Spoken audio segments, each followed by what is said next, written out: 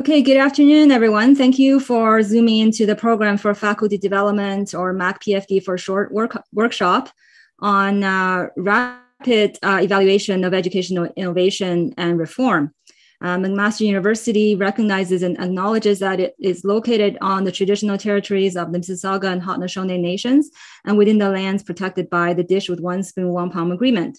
I'm Catherine Tong, teaching and learning team lead at the MacPFD. And with me today is Sarah Lau, team lead for leadership and management pillar of the MacPFD. We're both very excited to introduce to you our star presenter today, Dr. Andrew Hall. Dr. Hall is an associate professor in the Department of Emergency Medicine at the University of Ottawa, where he is a simulation educator and assessment advisor. He works with the Royal College of Physicians and Surgeons of Canada as a clinician educator and chair of the Competency-By-Design program evaluation operations team.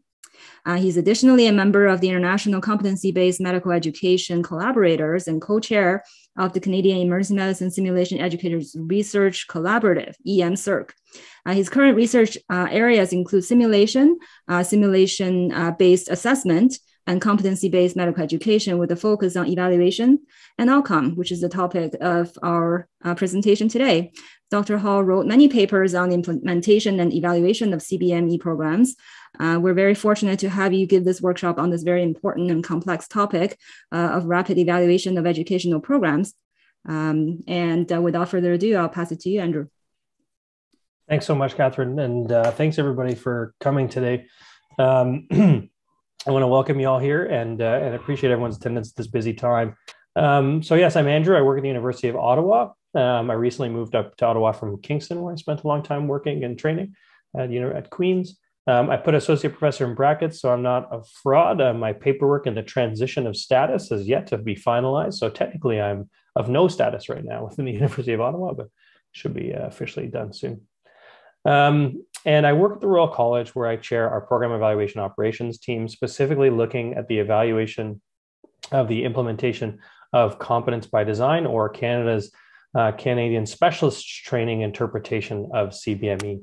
I understand there may be some folks not from Canada on the call as well, and so I want to welcome you. And if I use Canada-specific terminologies or things, please bear with me, and we'll try to keep it as broad as possible. So again, thanks for coming today on a time when we're all pretty busy. I will acknowledge I myself have coronavirus right now, and so if I have a scratchy voice or anything like that, I apologize. It ripped through my family from my child's daycare, and so we are there now, and everyone's fine. We're hoping that at the end of today we can talk about a little bit generally about evaluating educational innovations, programs, implementations. I'm going to be couching my presentation in the evaluation of competency-based medical education, but I think have tried intentionally to make sure it's applicable to kind of any educational program. And I really think that this methodology can be. We'll hopefully talk about the concepts of fidelity and integrity of implementation. Talk about the strengths and limitations of rapid evaluation as one approach to evaluation of educational programs. We'll talk about steps to do that. And I'd like at 3 moments, we're going to have stops and time for people to reflect, make some notes to yourself about how you may implement this process within your own program or innovation. And then we'll do some sharing of that as well. So just a forecast, there'll be moments where we'll take a few minutes to write down some thoughts and then share with each other about that. Yeah, we'll do that right now. So I need to just highlight everyone else who will have contributed to some of this thinking. Certainly Elaine Van Mel, education scientist and my mentor within program evaluation, as well as many other individuals listed there who've helped in different iterations of rapid evaluation methodology and implementation. And there's 2 papers at the bottom, or 1 presentation and 1 paper that are kind of the foundational elements for this work, specifically the academic medicine paper listed there, but happy to share that afterwards. Don't need to kind of mark it down. We'll share the slides. So if I reflect on education innovation, and all of you are innovators and you know, educators at heart, I think the innovation and implementations in medical education are not simply we have a design, we implement this thing, and then off it goes, and there we are. I would reflect that it's far more of an iterative process. and far more of a process that is not analogous to building a house. Perhaps it's more like you have plans to build your house, you design it, you get halfway through it, you realize something's not the way it should be, you then tear down half the house, you then build the other half up. Sometimes it doesn't even look like what you thought it might at the beginning. And that's okay in med ed innovation. And I think we need to encourage ourselves to be reflective and evaluative throughout our implementations. I've been recently queued off to a very old change management model, which has been criticized for simplicity from Lewin. This kind of, and Teresa, who is here, has probably been part of an ICBME call where we use this model, but Lewin's change management model. And Lewin's model seeks to have 3 moments or periods of time in change and implementation. The unfreezing phase, where we're preparing an organization for readiness for change. We are beginning the process of unfreezing.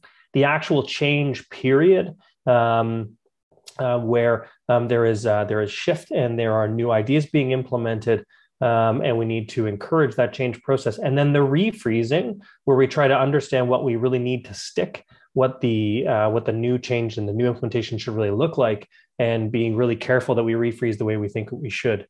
And there's lots of reasons why other change management models, which are much more complex, reflect deeper transformative change, are valuable. But I really like this for simplicity, especially the concept of refreezing, the idea that kind of there is probably a period of time where whatever we're implementing has the opportunity to stick. And we want that to stick and be refrozen in a certain way. And we want to be refrozen the right way, the way that we feel that would be most beneficial.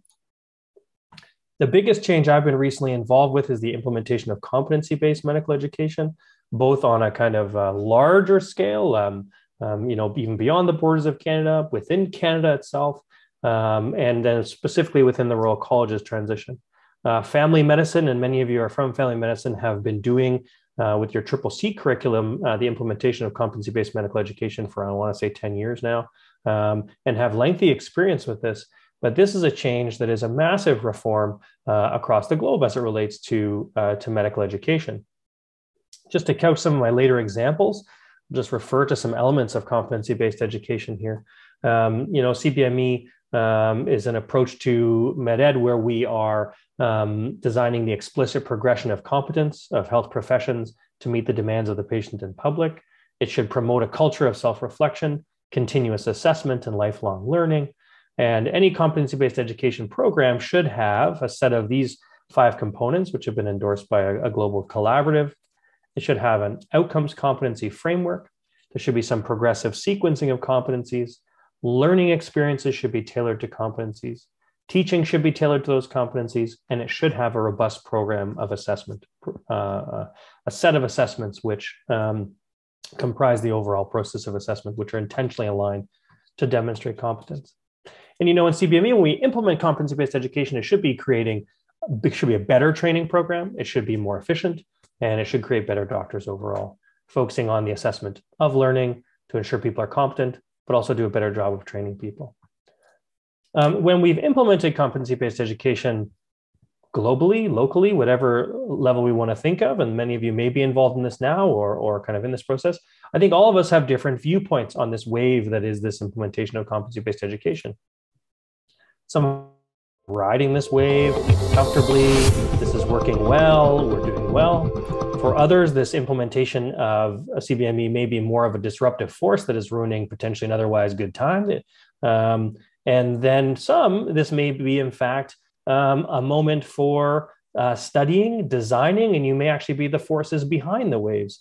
Is anybody into surfing that might know where this picture is taken from? This is a bit of a long shot. I had to Google this one. This one down here. This is Kelly Slater, I think, is a pretty famous surfer. This is like Surf Ranch. So he's like built a mechanical surfing instructional design place to both like study waves and surfing and teach people how to surf and this kind of stuff. I bring up this analogy because it's interesting. I think in any implementation of an education innovation, some of us are those that are driving that innovation, that are studying that innovation. Others of us are kind of in line with that innovation and are kind of finding it, more riding the wave, if you will. And then for some, it may be more of a obstructive and kind of disruptive force. So we've in competence-based education, we went through this process of implementing, and then lo and behold, we've implemented competence-based education in multiple places around Canada. And there's starting to be some signal that perhaps in some places, in some contexts, that implementation is not proceeding and is not having the desired effects that we may hope it would, or the implementation has not been necessarily as intended. This is a quote from the FMRQ, the residents of Quebec, who engage in a substantial evaluation work, very rigorous surveying focus groups around their residents. And you can see from the title, negative impact still outweighs theoretical benefits. And there's this quote here from the document, which I think encapsulates a lot of what some of the residents have been experiencing with competency-based education. Why to bring all this up? Well, then there's more signal here. So in our International Conference on Residency Education, anyone who had the ability to see the top research papers being presented, with that top research paper was presented by Dr. Marriott from London, Ontario, and Western, who presented a very detailed description of the understanding the assessment burden for residents in CBME. So we had this design, this goal, these desired outcomes, this desired implementation, and perhaps we're starting to hear signal that things perhaps are not being implemented as intended, or at least are not having necessarily the desired outcomes that we may have hoped for. So in this educational innovation and implementation or reform, as in any, we now and always need to reflect on, are we implementing as we intended to? Are we implementing this innovation, this reform as we intended to? And are we achieving the desired outcomes that we would? This is where I think we really need to consider engaging evaluation. Some of you may be very experienced program evaluation scientists, and others, program evaluation may be very new concept. We think of program evaluation as the systematic investigation of the quality of programs, of projects, of sub-projects, their components or elements either together or singly. The point being the systematic investigation of the quality of a program. We often get, and I've stolen these two slides from Elaine Van Mel, who's graciously allowed me to use them, trying to separate, what is program evaluation from what is CQI, from what is accreditation and research, and all of these items have unique features. When we think about research, we're out seeking to prove a concept or understand a concept better, asking questions of it. In accreditation, we're seeking to kind of approve something or apply a standard and then consider whether or not something meets a standard.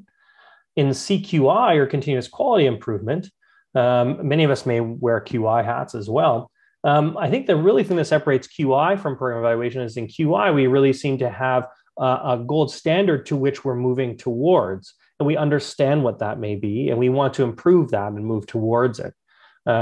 So I think of CQI in medicine, easy stuff like, door to ECG times. Well, we need to have our patients have a certain door to ECG time. We know the standard, and we need to look at our processes and see if we meet those. And if we don't, we need to improve towards meeting those and engage in intervention to do so.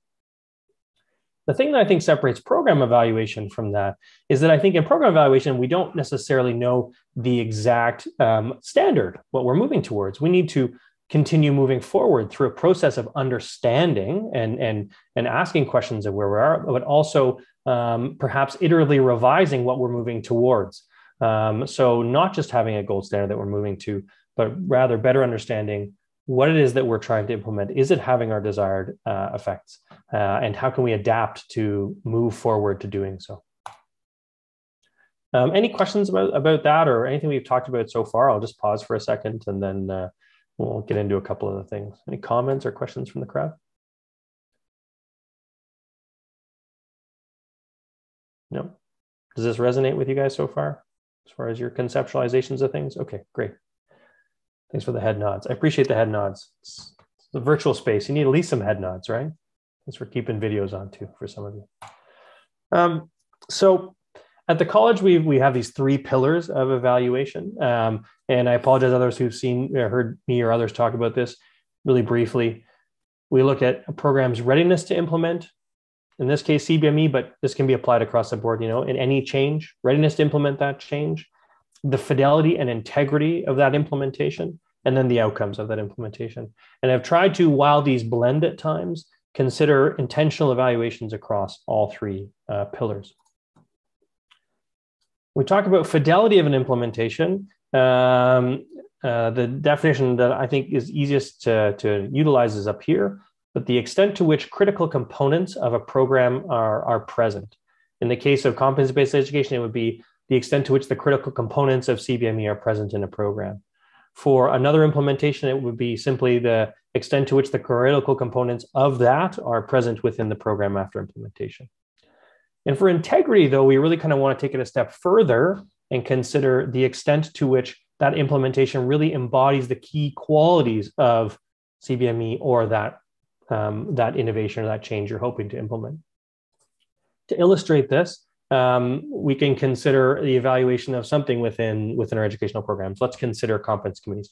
Just those who are on video or not on video, show of hands, who's involved in a competence committee of some kind? Can you raise a hand or put up your little raise hand feature? Who's involved in a competence committee? Okay, great. So lots of you, I've seen lots of competence committee folks. That's awesome. And I think, and you know, even within these ACGME milestones, we have competence committees, and for those of you from the US. So if we think about evaluating a competence committee, we might say, well, as it relates to competency-based education, the fidelity of implementation would imply, you know, does that competence committee meet at the right times? Does it have the right memberships? Does it review residents? Does it make decisions? Is it kind of functioning along that continuum? Are those features present? Does it communicate back? Does it have all those? If we consider integrity of implementation, we would actually take it a step further and say, is that competence committee able to review high quality data in a way that informs it effectively and objectively to make decisions which are robust and are just and appropriate based on that trainee's competence? And can it effectively communicate back to that trainee in a way that they understand the rationale for that decision and their ability to progress or not? The difference being that one is about kind of the key features, pretty tick boxy, and the other being a little bit more about, does it like embody the key qualities it was intended to? And I think this is such an important feature when we think about evaluating our educational innovations, because it's very easy to say, look, we implemented a competence committee and look at the outcomes that we had. But I think what we really need to say is, what did we actually implement? Did we implement a competence committee that truly embodied the key features of what it was intended to do? Did it engage in the processes it was intended to? Or did it not do that? And so it helps us to really better understand the downstream outcomes. And before we really start thinking about downstream outcomes, I think keeping a close eye on the integrity and the fidelity and integrity of implementations is super critical. And it can't be more clear now than ever, especially in what we're hearing about the implementations of competency-based education. Any questions or reflections? Ken, I see your hand up. Well, there's like a supportive.